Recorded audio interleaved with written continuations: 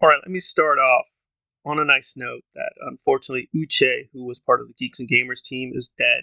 I will try to do a more full-blown review and video on that situation, but frankly, I am just filled with too much research responsibilities. But that is a very sad passing. With that said, I will try to be nice, but as always, Jeremy puts out insanely stupid videos, and this is no exception. So I thought we were going to talk about TLOU and the HBO adaptation, and the TLOU fandom does seem split, so that's fair. But nope, he just went into irrelevant nonsense. Out of someone's neck. However, according to the upcoming show's screenwriter, Craig Mazin, it might have a bigger effect in live action than via a video game. When you're playing a section, you're killing people, and when you die, you get sent back to the checkpoint. All those people are back, moving around in the same way, said Mazin in an interview. So honestly, I was genuinely confused by his whole video, but I guess Mazin, who is a producer and writer on TLOU, is saying he doesn't find video games, play it over, and so on and so forth. And from this, Jeremy is deriving he's some woko Hollywood weirdo activist. Well, that's not in the statement. So is this a red flag? From his video? No. But I did do this thing called the research. Unlike him, there is a bit of politics involved. Apparently, Craig is pro Hillary Clinton. I am not. I am on the left, but I think even people on the left, even people who are, quote, pro feminist, would concede that Hillary is a little corrupt. She's a little bit of a crook. She's not to be trusted. If you like her, I respect that, but I think there's a lot of reasons to be distrustful of Hillary. Will that impact the show?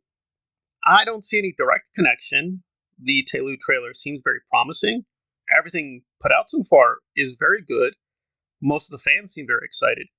But there is a split between people who really love TLOU 1, like Jeremy, and people who found TLOU 2 horrible, like Jeremy. But I'm still not sensing what the issue is.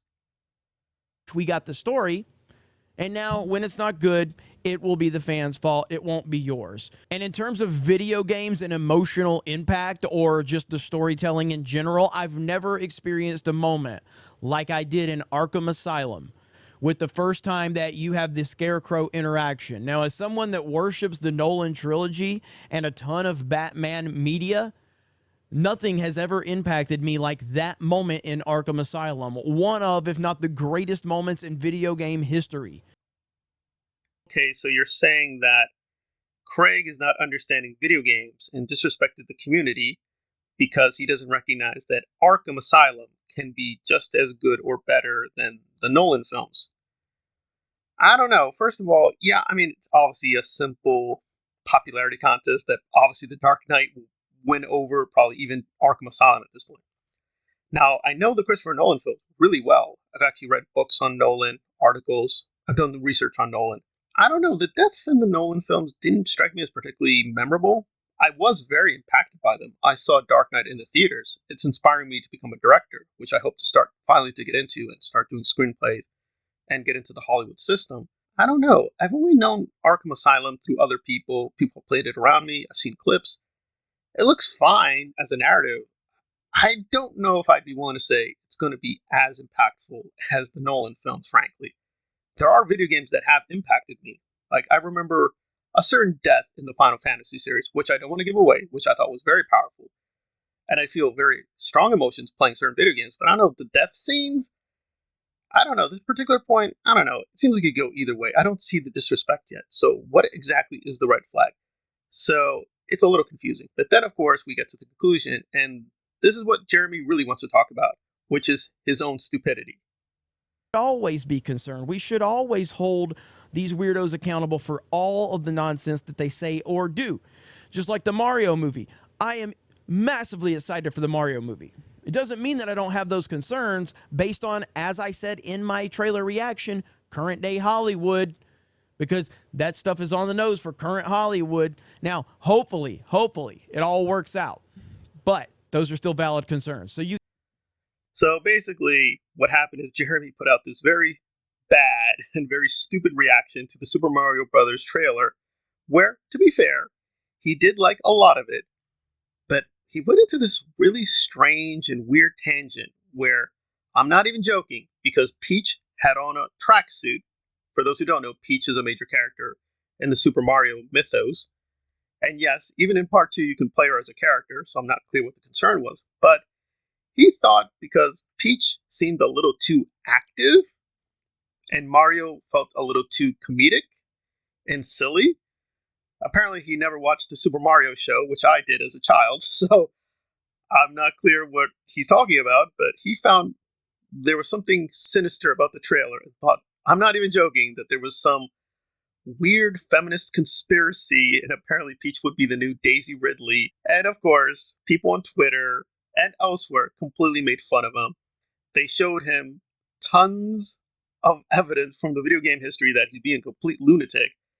And lately, apparently now, Jeremy's saying, I'm really excited for the Super Mario because the new trailer reassures me. So he's done a complete 180 because he's been shown to be a complete clown. And I guess we're using Mazin to retroactively justify his stupidity. I'm like, what? That's not how it works, first of all, but okay, fine. Okay, well, this was one confusing video and pretty laughable. I can't recommend his content because it is stupid, but okay, this was less offensive than other videos.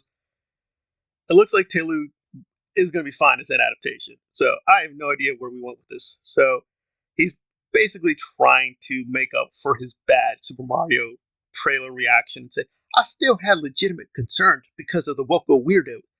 I am reassured by the trailer that just came out, but I still could be correct. Well, yeah, you could be correct about anything. You could be correct that magical ponies are going to eat the earth. Who cares? Okay, is there a red flag with TLOU? I'd say it's half a flag. He clearly is a liberal guy, right? He likes Hillary Clinton. Maybe they're going to slip in some feminist stuff in TLOU. Maybe, maybe not. Okay, there's half a flag at least. Super Mario trailer reaction stuff. I don't know.